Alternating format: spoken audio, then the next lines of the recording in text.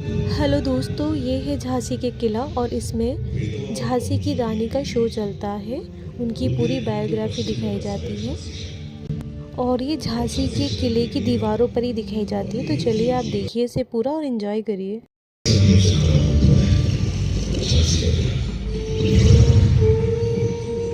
सन 1613 ईस्वी ओरछा नरेश महाराज वीर सिंह देव ने मेरा निर्माण करवाया था। 18वीं सदी की शुरुआत में पेशवा बाजीराव प्रथम ने जब फर्रुखाबाद के नवाब मोहम्मद खान मंगल से युद्ध करने के लिए बुंदेला राजा छत्रसाल की ओर मदद का हाथ बढ़ाया तो राजा छत्रसाल ने अपना दिल खोलकर उनका आभार व्यक्त किया। पेशवा बाजीराव प्रथम झांसी के साथ कुछ और भी क्षेत्र भेंट में दिए गए। इस तरह झांसी रखवाड़ा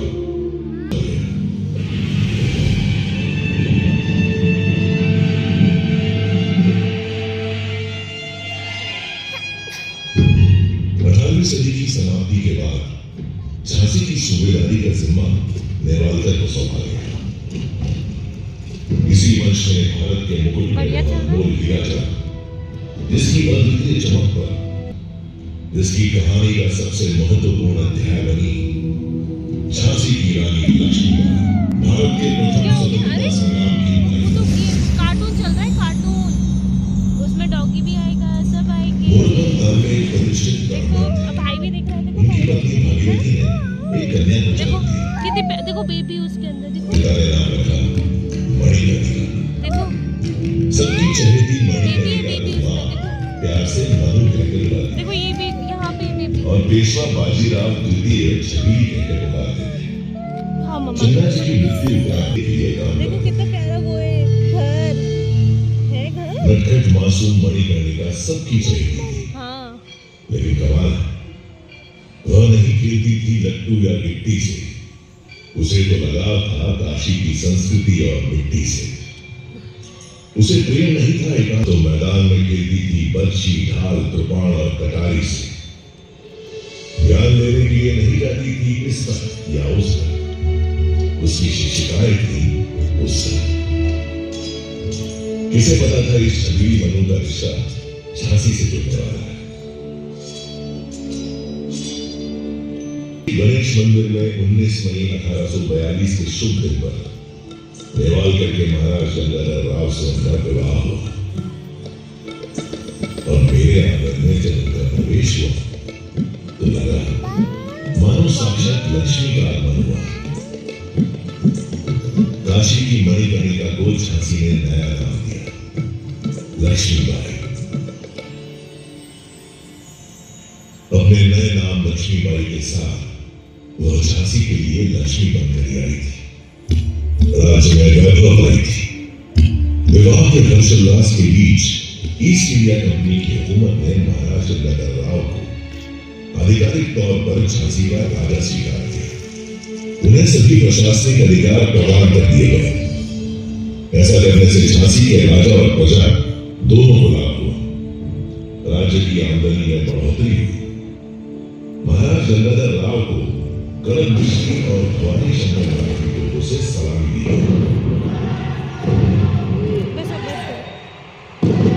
बंद कर दो।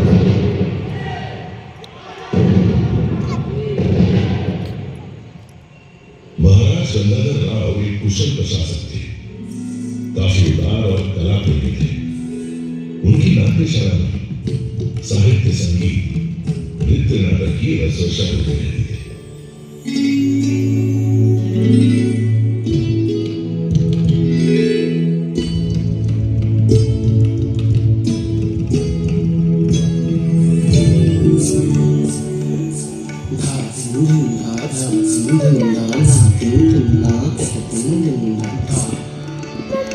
मम्मा डांस कर रही है, मम्मा देखो डांस कर रही है।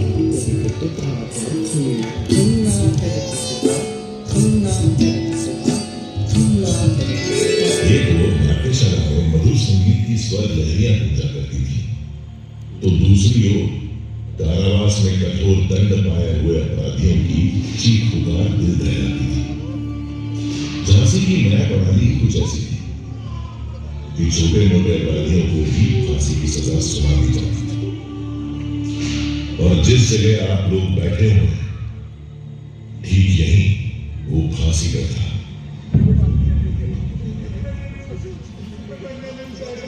एक दिन रानी लक्ष्मीबाई सुबह सुबह शिव पूजन के लिए इधर से जा रही फांसी की सजा बनाने का अनुरोध किया। इस अमानवीय न्याय प्रणाली को जल्द से जल्द रोकिए महाराज। फांसी की सजा और ये फांसी घर झांसी के किले से सदा सदा के लिए हटवा दें, आपसे मेरी अनुरोध है। महाराज ने रानी का अनुरोध स्वीकार कर लिया और झांसी में फांसी की सजा पर पूर्ण प्रतिबंध लगाने का आदेश जारी कर दिया। उसी दिन से झांसी गले की फांसी, दतिया गले का हार सिर्फ कहानियों की बात है। झांसी की प्रजा ने इस नल आदेश की सराहना की और महाराज का अभिनंदन किया। झांसी में इंसानियत की हवाएं बहने लगी। देश प्रेम की एक लहर के साथ नई ऊर्जा का प्रसार होने लगा। सुरक्षा की जिम्मेदारी अब केवल पुरुषों की नहीं रह गई थी, महिलाओं ने भी कमान संभाली। रानी लक्ष्मीबाई स्वयं तलवारबाजी एवं घुड़सवारी में निपुण थी। उन्होंने झांसी की स्त्रियों में भी इस कौशल का विकास किया। शस्त्रागार में नए हथियार बनने लगे। एक तोप का नाम झांसी की रानी रखा गया। क्या धमाका था उसका! धीरे धीरे तैयार होने लगी इस युवा रणचंडी की दुर्गा सेना।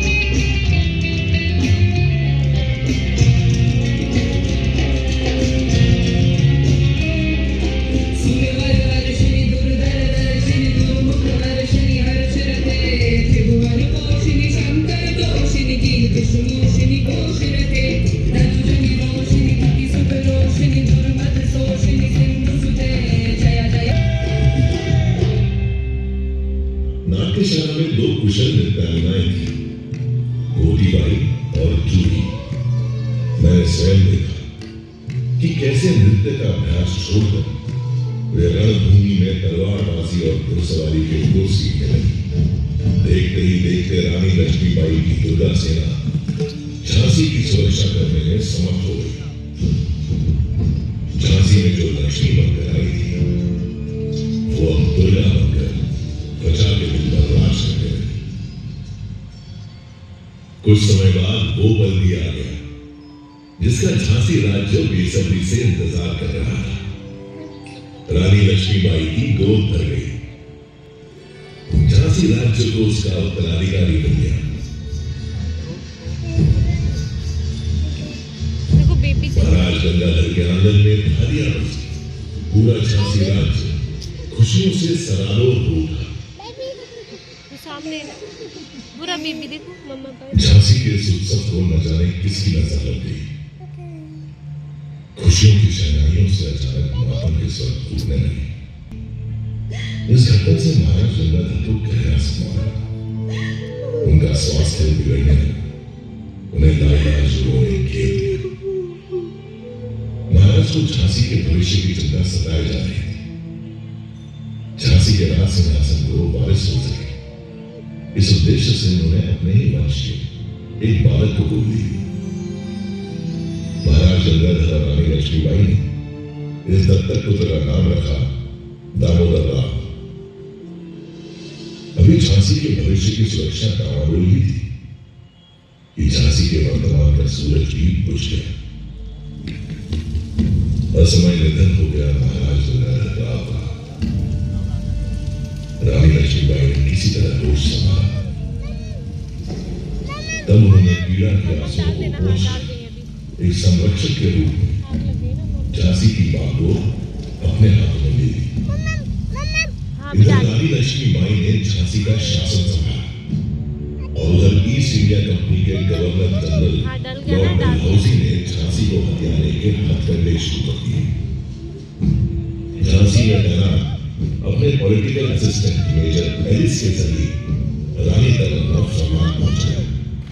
चुप चुप चुप चुप चुप। रानी साहिब, सन 1804 में हुई संधि के मुताबिक झांसी भी दूसरे पड़ोसी राज्यों की तरह ईस्ट इंडिया कंपनी के अधीन आता है। अब चूंकि स्वर्गीय महाराज गंगाधर राव की अपनी कोई संतान नहीं है, इसलिए कंपनी उनके गोद लिए हुए पुत्र दामोदर राव को झांसी के उत्तराधिकारी का दर्जा नहीं दे सकती। आपको सूचित किया जाता है कि अब झांसी राज्य पूरी तरह से कंपनी के अधीन रहेगा। इसके एवज में कंपनी रानी लक्ष्मीबाई को उनके निजी खर्च के लिए 5,000 रुपया महीना की पेंशन अदा करने की मंजूरी देती है और साथ ही रानी लक्ष्मीबाई को हुक्म देती है कि वे उसे बर्बाद करना चाहते हैं। वो किसी भी कीमत पर किला छोड़ने के लिए गलती से समझा। श्रीमंत, मैं आपकी पीड़ा और क्रोध को समझ सकता हूं। देखिए, अभी समय हमारे अनुकूल नहीं है। वर्तमान परिस्थितियों में समझौता करना ही एकमात्र रास्ता है। क्या कह रहे हैं देशमुख जी? आप ऐसा सोच भी कैसे सकते हैं?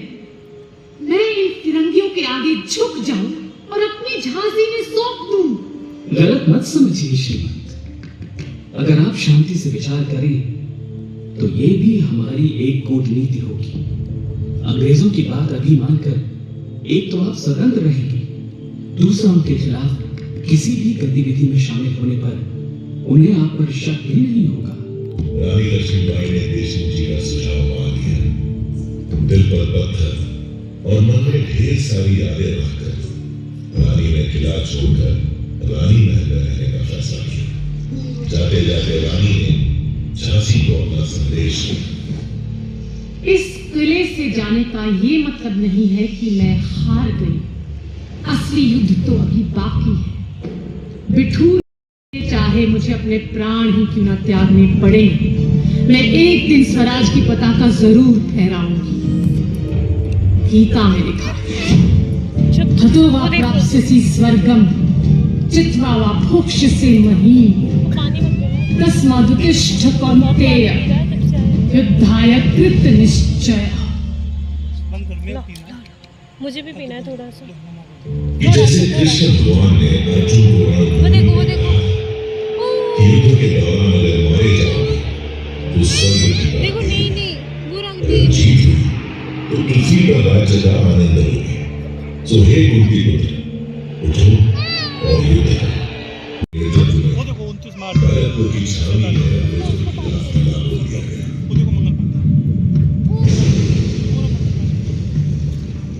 मंगल पांडे की शहादत का शुभ समाचार दिया। लेकिन 10 मई आते आते मेरठ में भी बगावत की शुरुआत हुई, जो दिल्ली को आजादी दिलाने तक जा पहुंची। अब आई थी झांसी।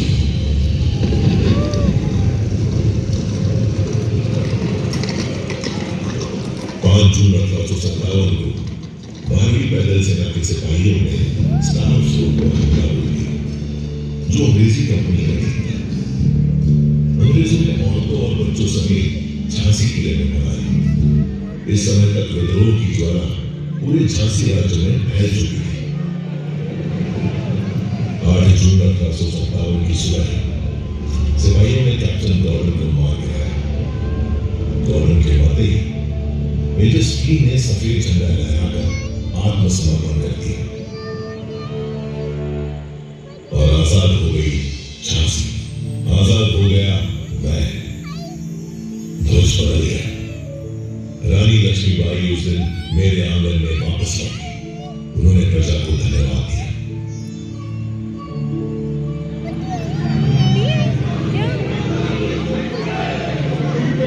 मुझे गर्व है आप सभी पर, आपके हौसलों पर, आपकी बहादुरी पर। अगर आप लोग इस लड़ाई में अंग्रेजों के खिलाफ खड़े न होते तो हम ये जंग कभी नहीं जीत पाते। लेकिन याद रहे, खतरा अभी पूरी तरह से टला नहीं है। हमें चौकन्ना रहना होगा। अंग्रेज कभी भी पलटवार कर सकते हैं। अपनी बुद्धिमत्ता से हर तरह की घटनाओं से जूझते रानी लक्ष्मीबाई रही कि एक दिन मोतीबाई पूरी खबर ले रहे। श्रीमंत, हमें अपने सूत्रों से पता चला है कि पूरे देश में बगावत की आग को अंग्रेजों ने बुझा दिया है। दिल्ली, लखनऊ, कानपुर, श्रीमंत, बिठूर और कानपुर की लड़ाई के बाद से नाना साहब और अजीमुल्लाह खां का कुछ पता नहीं कि वे दोनों कहाँ हैं। हे भगवान, वे दोनों जहाँ भी हो सुरक्षित हो। अंग्रेजी फौज किस ओर बढ़ रही है? क्या इसकी भी कोई खबर मिली है? जी श्रीमंत, राहतगढ़ और बानपुर में अंग्रेजी फौजों ने हमला किया है, पर वहां के हालात की पूरी जानकारी नहीं है। हाँ, लेकिन ये सूचना जरूर मिली है कि जनरल ह्यूरोज के नेतृत्व में अंग्रेजी फौज झांसी की ओर बढ़ रही है। हमें पता था हमें कि ये फिरंगी लौटेंगे। हमें अब पूरी तैयारी कर लेनी चाहिए। मोतीबाई, चूही को हमारा संदेश लेकर तात्या के पास कालपी भेजिए। तुरंत वो तात्या से कहें कि जब अंग्रेज झांसी पर हमला करें तब तात्या अपनी फौज के साथ अंग्रेजों पर पीछे से धावा बोल दे। इस तरह इन अंग्रेजों को संभलने का मौका नहीं मिलेगा। जी श्रीमंत। राहतगढ़ से भी पूरी खबर ही आई। अंग्रेजों ने वहां भाई फाजिल मोहम्मद खां को फांसी पर चढ़ा दिया था। उनके भाई अपने रिसालदार गुल मोहम्मद और लगभग 400 सिपाहियों के साथ झांसी पहुंचे। उन्होंने रानी लक्ष्मीबाई से अनुरोध किया कि वे अंग्रेजों के खिलाफ लड़ाई करने के लिए उन्हें अपनी सेना में शामिल होने का मौका दे। रानी ने भरोसा किया, अपनी सेना में शामिल कर लिया। 23 मार्च 1858 के दिन अंग्रेजों ने झांसी पर हमला बोल दिया।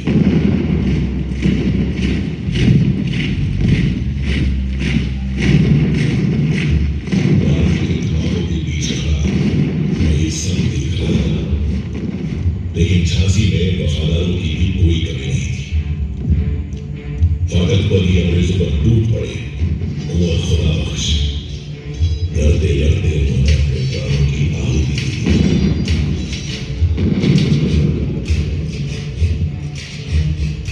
रणनीति के अनुसार तात्या टोपे ने बेतवा के किनारे 1 अप्रैल 1858 को अंग्रेजों पर धावा बोल दिया, लेकिन अंग्रेजी फौज ने उन्हें पीछे धकेल दिया। रानी लक्ष्मीबाई की रणनीति विफल हो चुकी थी। उन्हें स्वयं ही अंग्रेजों का सामना करना था।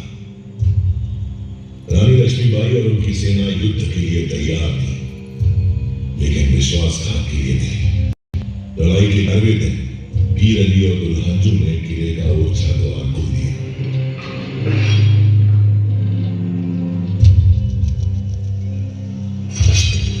अंग्रेजी फौजें शहर में प्रवेश करने में सफल हो गई। इधर किले के बुर्ज पर पहले बॉस था और फिर थोड़ी देर बाद मोतीबाई भी शहीद हुई। रानी लक्ष्मीबाई ने अपने 3 सबसे होनहार सैनिकों को खो दिया। आज भी इस किले की मिट्टी में ही सुपुर्द खाक है ये शूरवीर। रानी अंग्रेजों का डटकर मुकाबला कर रही थी, लेकिन परिस्थितियां झांसी के विरुद्ध होती जा रही थी। उस समय अंग्रेजों को भ्रमित करने के लिए बहादुर झलकारी बाई रानी लक्ष्मीबाई का वेश धारण करके युद्ध भूमि में उतर गई।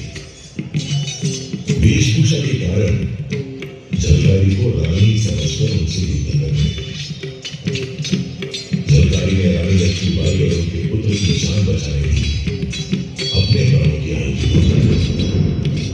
तभी मैंने देखा कि कैसे अपने घोड़े पर सवार पीठ पर ममता की चादर हुए रानी लक्ष्मीबाई मेरे किले की टूटी हुई दीवारों से कूदी और देखते ही देखते मेरी आंखों से ओझल हो गई।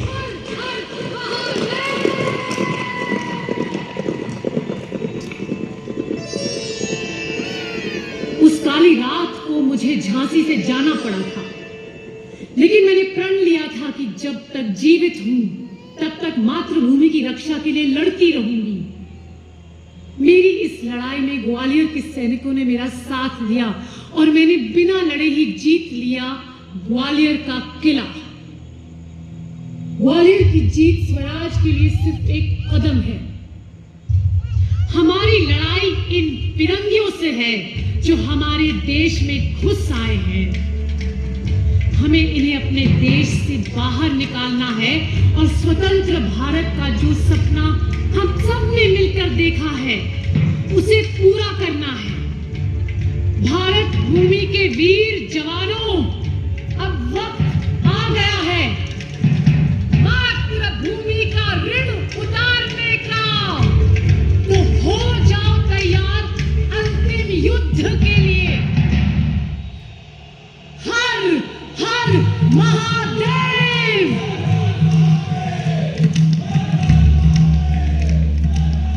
अंग्रेजों से अंतिम युद्ध का समय आ गया था। मैं देशमुख, जवान सिंह, रघुनाथ सिंह और गुल मोहम्मद रानी के साथ थे। सूरज निकलते ही जंग शुरू हो गई। रानी लक्ष्मीबाई की तलवार के आगे दुश्मनों के पैर उखड़ने लगे। पहला पहर रानी लक्ष्मीबाई के पक्ष में था। दूसरे पहर तक अंग्रेजों को समझ आ चुका था कि अगर रानी लक्ष्मीबाई को नहीं रोका गया तो ये जंग कभी नहीं जीत सकेंगे। तभी फिरंगियों ने अपनी रणनीति में बदलाव किया और हुसार दस्ते को रानी लक्ष्मीबाई से लड़ने आगे भेजा। हुसार दस्ते ने भी ऐसी वीरांगना पहले कभी नहीं देखी थी। दांतों से घोड़े की लगाम संभाले और दोनों हाथों से तलवार चलाते हुए शत्रुओं का संहार कर रही थी रानी लक्ष्मीबाई। लेकिन उस दिन रानी का विश्वास पात्र घोड़ा उनका साथ न दे सका। किनारे के पास पहुंचकर ठहर गया।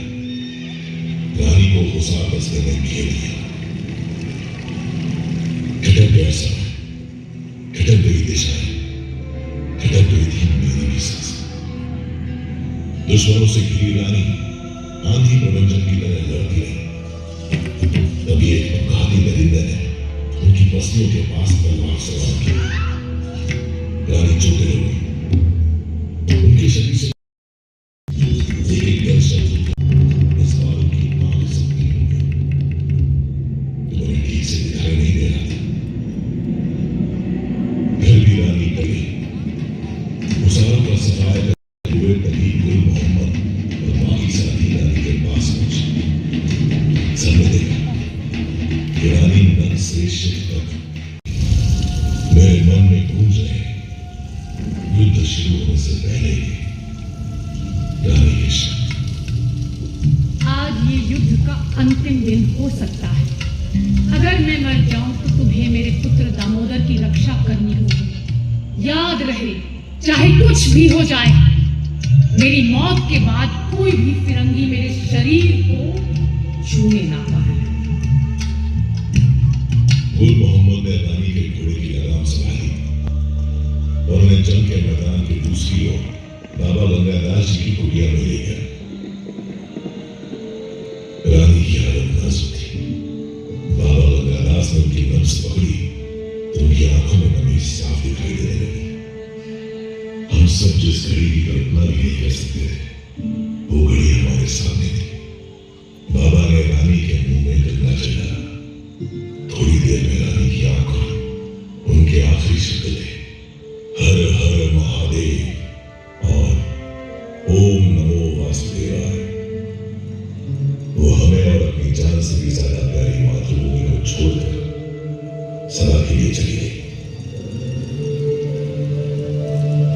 लक्ष्मीबाई की देह पंचतत्वों में विलीन हो गई, लेकिन रानी की शौर्य गाथा धरती आकाश की सीमाओं के पार कण कण में समा गई।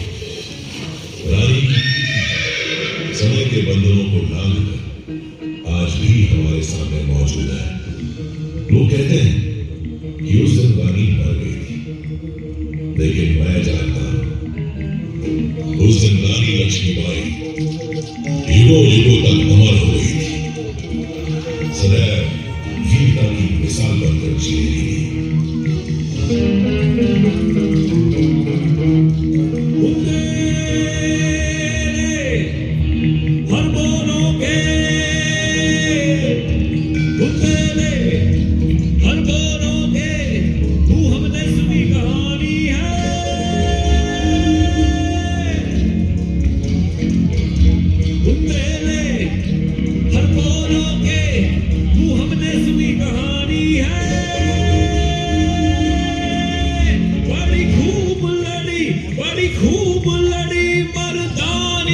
वो तो झांसी वाली रानी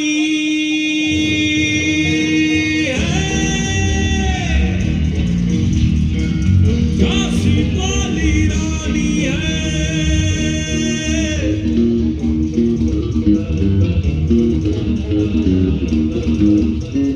कानपुर के नाना की मुंह बोली बहन छबीली थी, नाना के संग पढ़ती थी, वो नाना के संग खेली थी, पर्ची डाल कृपाण कटारी उसकी यही सहेली थी, वीर शिवाजी की गाथाएं उसको याद सवारी थी।